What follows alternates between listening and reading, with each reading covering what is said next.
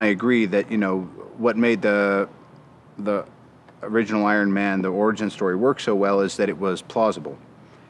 And then we had a bunch of fun doing the second one. And this time I feel like, again, speaking of alternate realities, you know, there's a way that that Tony can interact with the Avengers, because he's already had hints that this Nick Fury guy is clearly stringing him along.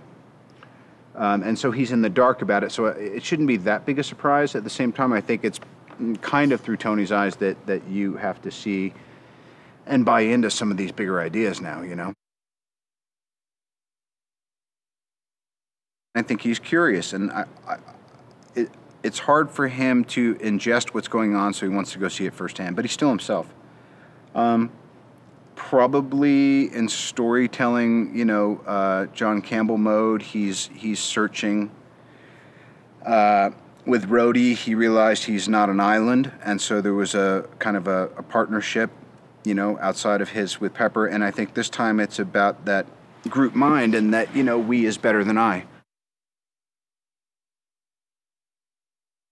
He's a tough guy, and he has generalship, which is what this required. You know, you think of like Joe Johnston on Cap. It was like, you know, I bet that guy really said, look, we're mashing up genres and I'm going to really marshal this thing through. You think about Ken Branagh for Thor. There's no better person that Hemsworth could have had this kind of interaction and tutelage from. And for me, John was a natural fit. So again, I think, you know, aside from casting, the thing that Marvel does best is they pick the right directors for their projects. And it's always an exciting announcement, but it also always has that extra thing of, oh, you know what? I wouldn't have necessarily thought that, but retrospectively, it makes perfect sense. I'd always felt that Mark was the guy to play Bruce Banner, because there's something kind of immensely introspective and affable about the guy that makes that curse or that opportunity or that karma he has, which is not of his doing, but his responsibility to manage some way. You know, he's just kind of, and he's just a really kind of funny, quirky guy, but he's a straight shooter. And I think that's probably the most important thing, you know.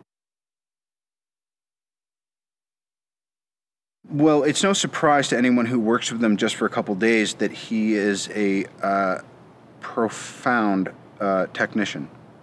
And so honestly, I think you'd probably have to go back a generation from that and probably look at, he's got, you know, some of the same operators and other people that work with Spielberg or work with people of that genre, and you know, even the Buffy series and his other films have always been visually really kind of their own thing. So, but I think what he's doing is he's drawing on everything he needs to draw on to make it his own.